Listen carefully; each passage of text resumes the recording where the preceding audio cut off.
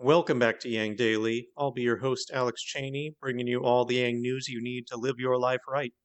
But today's news is again far less about Yang and pretty much all about George Floyd and everyone that he represents, as social unrest continues to grow. In some places, it's peaceful protests. In others, it's riots and torching of buildings.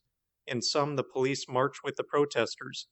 In others, they fire on, run over, and gas innocents and journalists indiscriminately and unprovoked. If you want a more robust rundown of the day's events, check the Twitter feed at YangDailyCast. We had wise words from both Yang and Mike Broihier today. Mike gave his take on George Floyd's murder from the perspective of a veteran. He noted the increasing militarization of our police forces and that police sometimes start to feel that they are at war with the people, but that is not the job description. And even if it were, in war there are rules of engagement. There are strict guidelines on when lethal force is acceptable, and protecting the lives of citizens or even combatants who are in your custody is paramount. In short, there is no world in which Floyd's death was justified or in which the officers involved should not be held accountable. If you'd like to hear Mike say it himself far more eloquently than I ever could, I recommend it, and the link is below. For Yang's part, he wrote a short article on the murder of Floyd and events surrounding it. In it, he quotes the same words of Cornel West that we discussed yesterday. Yang hits a number of important points that stand out to me. Yang acknowledges that the system is utterly failing the black community, that it is not just hurting them, but all of us, that it is impractical for police to police themselves, that local politicians are incentivized to favor the police over the people, that there should be a federal task force to investigate police incidents to avoid local politics, that shootings must be tracked so that we have accurate data to act on, that video evidence is vital in providing proof for accountability, that the solutions should be sourced from the communities who are under assault, not disconnected politicians, because they are the ones who have first-hand knowledge of the problems. That all those feeling like they have no recourse in the legal system are justified to feel that way, and we must act to change that before the country tears itself apart.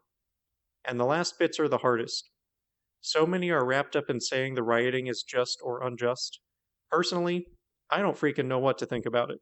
Yes, it is terrible to see buildings being burned and violence erupt, but I also cannot sit here and say that people should not turn to crime when there seems no legal recourse for them to find justice. You can't just say be good little citizens and trust in the system that has time and time again proven untrustworthy. Those are hollow words. The fact of the matter is, this is what happens when people are pushed to the breaking point by an oppressive and unjust society, and the only way to solve it is the same way Yang has approached all issues. You have to solve the fundamental problem. As King said, riots are the language of the unheard.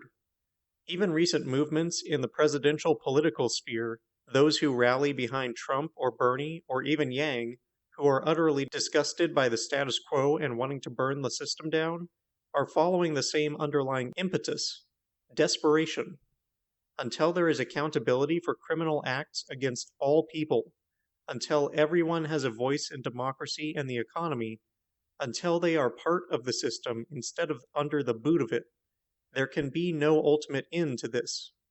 As AOC said, if you are calling for an end to the unrest, but you are not calling for an end to the conditions that created the unrest, you are a hypocrite. Whatever you think of the morality of the rioting, the only way to put an end to it is to remove the cause, and we must find a way to do so before the good parts of the system burn as well, lest we end up worse off than we were. Scott pointed out that a huge part of what drove the push for UBI in the 60s and 70s was an ever-increasing number of mass riots and disturbances, agitation and disobedience by the public, which were correctly identified as caused by both racial and economic injustice, which are inextricably intertwined. They forced the federal government to take action against poverty. So, am I saying rioting is good? No. I'm saying that I don't know any better than any of the self-acclaimed philosophers where the moral line is. But history has shown time and again that there are times when public disobedience seems the only way forward, and it does produce results. Many of our leaders will not listen until their own lives are meaningfully disrupted, because that's how people are. We get complacent. We get insulated. If COVID wasn't enough to shock their system, I can only hope that what's happening now does. It's do or die time for America. Sink or swim. It's time for America to live up to the ideals of freedom it so long ago promised us. And again, the keys to that freedom will be democracy dollars, UBI, voting reform, the American scorecard, and M4A, because those are the fundamental freedoms required to empower us to reach for all the rest. We must demand to be seen and heard, to be given our democratic and economic rights as citizens of a free nation. Ironically, Killer Mike gave a moving speech on turning our angry energy toward democratic justice. And no question, that must be the final form for any lasting fix of the system. Protests can get attention and apply pressure. Change requires organizing, influencing, and voting. If the former serves a purpose, it is to empower the latter. Mike's speech is worth listening to. Please check it out below. On the other side of the coin, we have the warriors for Humanity First, like Lacey Delane and the Atlanta YangGang, out on the streets cleaning up the aftermath of the riots, showing compassion for those considered collateral damage.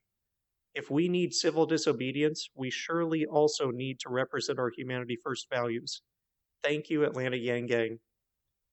Shout out also to Victor of the famous gaming squad Team Liquid, who wrote an article laying out his thoughts on current events and announcing his donation of $10,000 to the NAACP Legal Defense Fund and another $10,000 to Humanity Forward, two organizations that he sees working most effectively to address the issues at hand. I wish I had time to read you his article, but I'll just have to say that it's worth following the link below.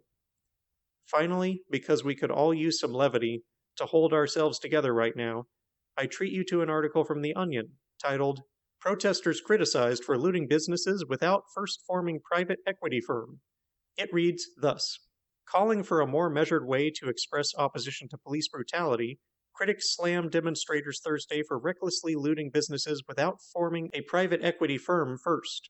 Look, we all have the right to protest, but that doesn't mean you can just rush in and destroy any business without gathering a group of clandestine investors to purchase it at a severely reduced price and slowly bleed it to death, said Facebook commenter Amy Mulrain, echoing the sentiments of detractors nationwide who blasted the demonstrators for not hiring a consulting group to take stock of a struggling company's assets before plundering.